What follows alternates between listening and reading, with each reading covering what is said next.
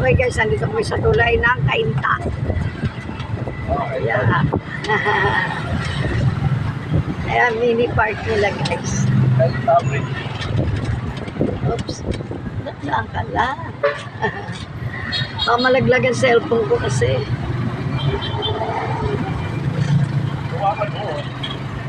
Hawak-hawak ko nga.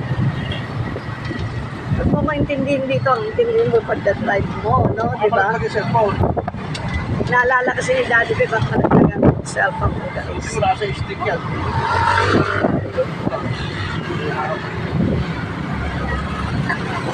Kainta, Pasig. Ayan.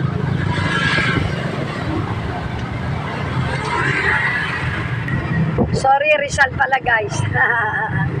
Ayan. Kainta, Rizal. Matagtag yung kamay ko. Matagtag. Ayan.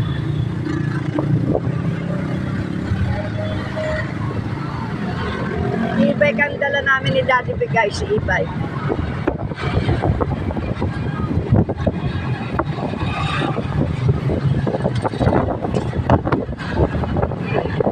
Okay guys, thank you for watching. Love, love, love. See you next vlog.